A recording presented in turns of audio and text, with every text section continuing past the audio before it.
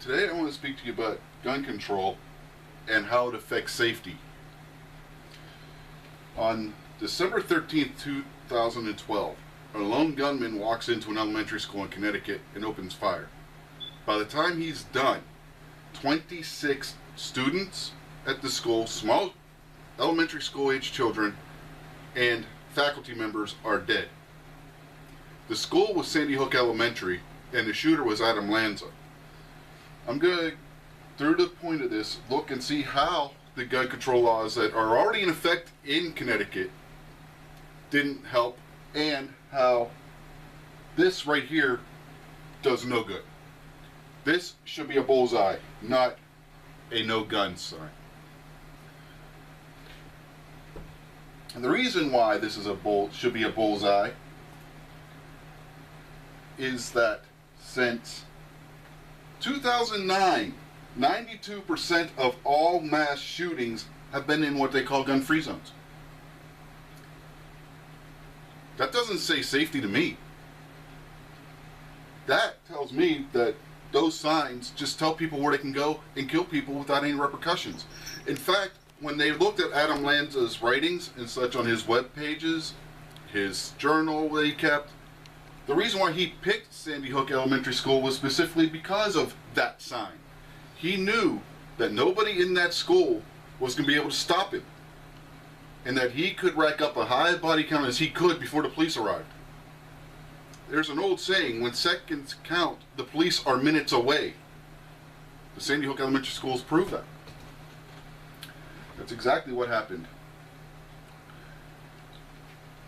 Now, what the gun control freaks don't want you to know, and what they try to obliterate, is the fact that God wants us to be able to defend ourselves.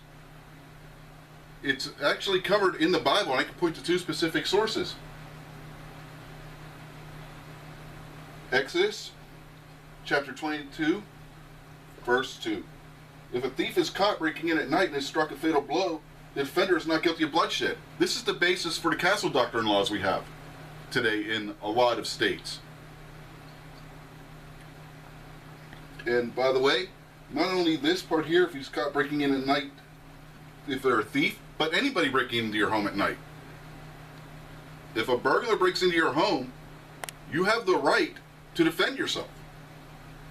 And the second one, Jesus is the he in this said to them, and if you don't have a sword, sell your cloak to buy one. Now, the sword in ancient times would be the equivalent today of a handgun or a rifle.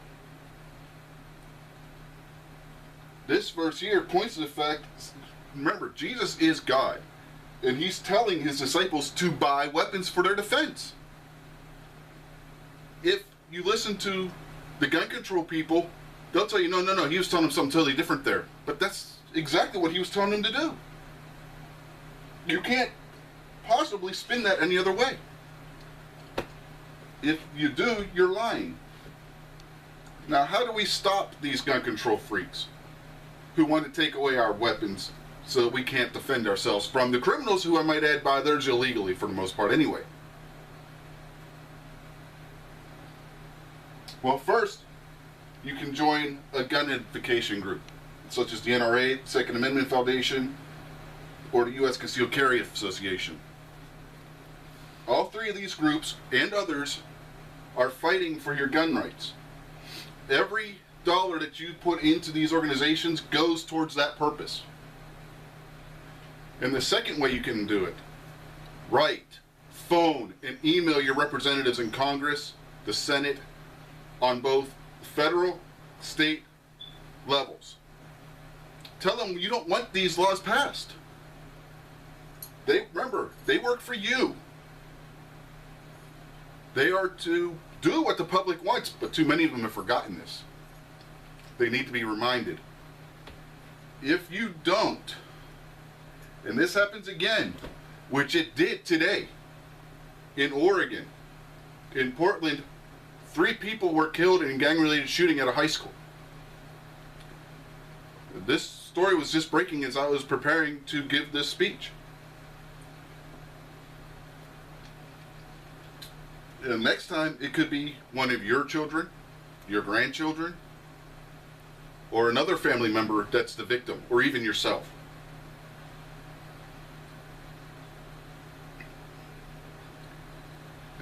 Thank you for your time, and I hope this was informative and you understand a little bit more of how this law actually causes more harm than good. Okay. Done, Britt. Question. Are you nervous or something? Because your hands were shaking the whole time you're doing it. No, my hands are always shaky. I was just wondering.